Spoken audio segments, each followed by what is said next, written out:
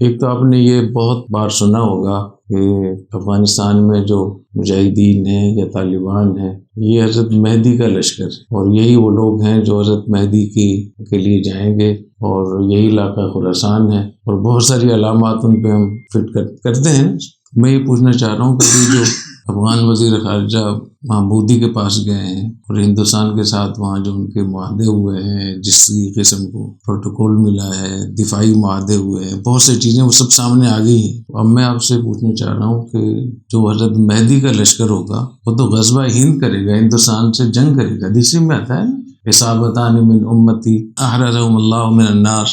اصابت تغزو الہند و اصابت تکون مع عیسی ابن مریم۔ تو ایک طرف ہم اس کو یہ بھی کہتے ہیں کہ ہم غزوہ ہند لڑ رہے ہیں، یہ بھی کہتے ہیں کہ ہم حضرت مہدی کا لشکر ہیں، اور یہ بھی ہم کہتے ہیں کہ ہندوستان کو فتح کریں گے۔ تو ایسے ہندوستان فتح ہوتا ہے؟ میری بات سمجھ رہے ہیں؟ دوسری بات یہ کہ آپ حضرات کو معلوم ہونا چاہیے، معلوم ہوگا کہ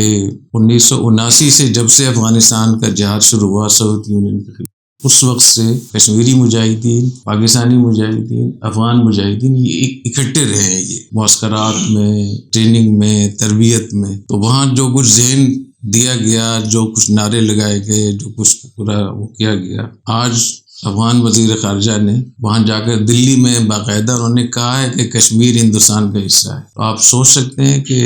جن لوگوں نے ایک ہی جگہ وقت گزارا ہو اور اتنا طویل اس میں وقت ان کا لگا ہو کشمیری جہاد کے لیے، وہاں لوگوں نے جانیں بھی دی ہوں، اب لوگ اندازہ ہے کہ اس کے کیا اثرات ہوں گے ان لوگوں پہ جن کے بچے وہاں شہید ہوئے ہیں کشمیر میں، جنہوں نے اکٹھے ایک ہی جگہ پہ، ایک ہی معسکر میں، ایک ہی ٹریننگ سینٹر میں وقت گزارا ہے، اور بڑے بڑے انہوں نے آپس میں معاہدے کیے ہم کیسے لڑیں گے، کیسے کشمیر کو آزاد کرائیں گے۔ تو اب میں یہ سوال کرنا چاہتا ہوں، آپ لوگوں سے بھی سوال کرنا چاہتا ہوں، کوئی بھی مجھے اس کا جواب دے دے کہ وہاں جا کر اس کی ضرورت کیا تھی کہ کشمیر کو آپ ہندوستان کا حصہ قرار دیں، جبکہ بین الاقوامی سطح پہ، UN کی سطح پہ یہ بات طے شدہ ہے کہ کشمیر ایک متنازع حصہ ہے، اور جو وہاں قرارداد پاس ہوئی ہے 78 سال سے، وہ یہ کہ یہاں کے لوگوں سے پوچھا جائے گا کہ تم کس علیحدہ رہنا چاہتے ہو، ہندوستان کے ساتھ رہنا چاہتے ہو، تو ہندوستان کا حصہ نہیں ہے وہ، اور حقائق کے لحاظ سے ظاہر ہے کہ وہ تو پاکستان کی شہرک ہے۔ تو کیا اس سے بھی آنکھیں نہیں کھل رہی ہماری؟ اس سے آپ سمجھ رہے ہیں میری بات؟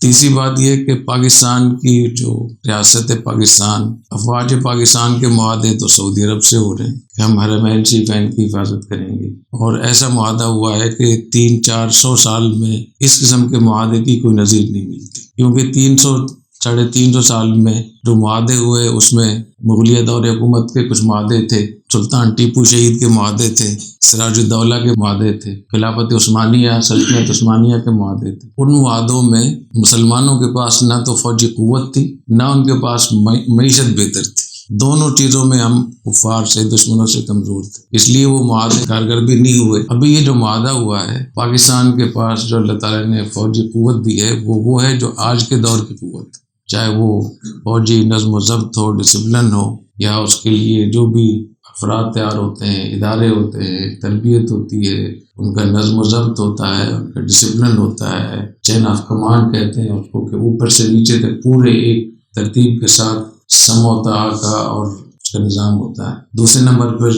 آج کی جدید سائنس اور ٹیکنالوجی کو الحمدللہ اللہ نے پاکستانی فوج کو عطا فرمائی ہے، اور اسی میں جو سب سے بڑی طاقت اس وقت دنیا میں شمار ہوتی ہے وہ ایٹمی قوت ہے، وہ بھی اللہ نے پاکستان کو عطا فرمائی۔ سعودی عرب کو اللہ تعالیٰ نے حرمین شریفین اتنی بڑی جگہ ان کو دی ہے، مبارک جگہ، پھر ان کو اللہ نے مالی لحاظ سے بہت وسعت دی ہے، محل وقوع بہت بڑا ہے ان کا، پوری دنیا کی جتنی بھی تجارت ہوتی ہے، یا وہ بحر احمر سے ہوتی ہے، یا بحر ہند سے ہوتی ہے، یا خلیج فارس ایسی ہے۔ تو یہ جو معاہدہ ہے یہ بہت بڑا معاہدہ ہے، اس معاہدے کے نتیجے میں ہر پاکستانی خوش ہے کہ ہم حرمین شریفین کے محافظین میں ہمیں موقع مل گیا ہے، فوجی لوگ کہہ رہے ہیں کہ ہم حرمین شریفین کے محافظ۔ تو ابھی جو افغانستان کی حکومت کا اور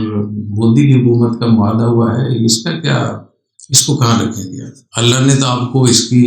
عزت دی کہ آپ حرمین شریفین کے محافظ، اور یہ جو دفاعی معاہدے کر کے آ رہے ہیں تو یہ کس کی حفاظت کریں گے اس کے نتیجے میں؟